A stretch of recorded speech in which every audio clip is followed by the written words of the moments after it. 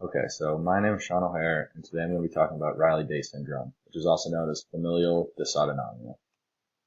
So I'm going to start by talking about the causes of this genetic disorder, and it originally stems from either a homozygous or a compound heterozygous mutation in the IKB-KAP gene on chromosome 9q31.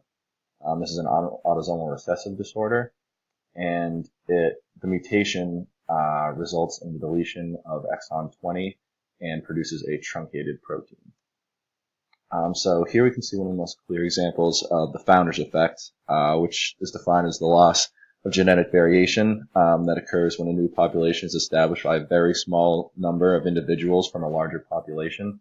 And the reason why we know that, or we can see this founder's effect, is because Riley-Day syndrome occurs almost exclusively in Ashkenazi Jewish descendants. So it affects about 1 in 3,600 Ashkenazi Jewish live births, with the United States and Israel each having about 33% of the existing total population. You can see the carrier frequency ranges from 1 in 27 to 1 in 32 in the general Ashkenazi Jewish population, and individuals from Polish descent actually have an even higher carrier frequency of 1 in 18. So in order to get a clinical diagnosis, the medical community has decided on 5 key symptoms that they look for. So number 1 would be a lack of axon flare after intradermal injection of histamine. The second would be the absence of fungiform papillae on the tongue. Number 3 is meiosis of the pupil after conjunctival instillation of methylcholine chloride. 4 would be the absence of deep tendon reflexes. And number 5 is a diminished tear flow. So besides those symptoms, though, those are the main ones that basically doctors have agreed upon, but it also typically comes with a lot of other symptoms. And the major one is autonomic dysfunction. So this is pretty much problems with the autonomic nervous system.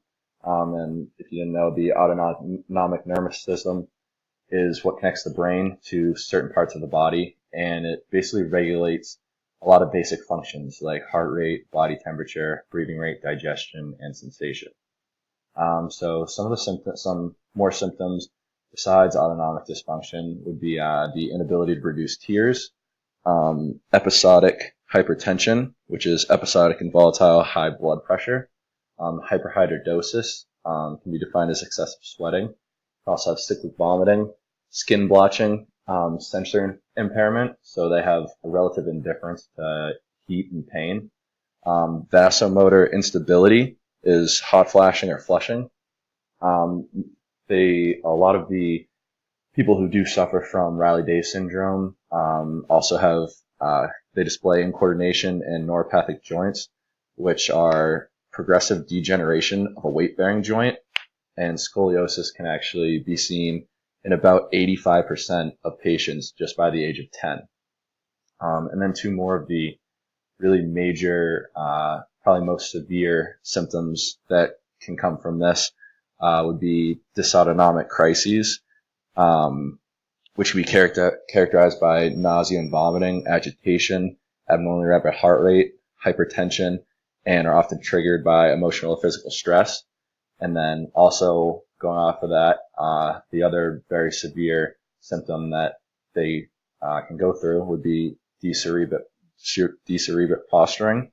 And this is an abnormal body posture that involves the arms and legs being held straight out, the toes being pointed downwards, and the head and neck being arched backward. The muscles are tightened here and can be held very rigidly, and this can follow breath-holding episodes.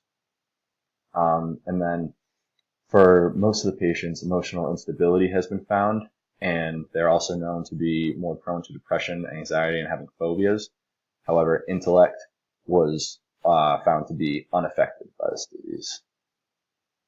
So for the treatment, you can just look at some of the treatment for autonomic dysfunction in general, which would be things like elevating the head of your bed, drinking fluids, adding salt to your diet, wearing compression stockings, could be changing position slowly, and taking medications.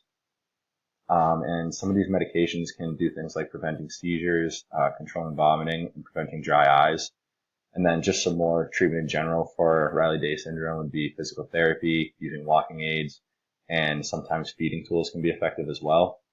And sometimes if things get so bad, typically from the autonomic dysfunction, that nerve damage is observed, this can be one of the things that's very difficult to cure, and there aren't too many treatment options. And then going a little further, there has been some gene therapy treatments that have been developed. And so the two main ones have been EG-CG treatment combined with vitamin E isoform, as well as injecting the plant cytokinetin into the cell. And they both basically work to alter the splicing of the IKB, KAP gene, and they result in producing more exon 20. So thank you very much for listening, and I hope that you learned something today.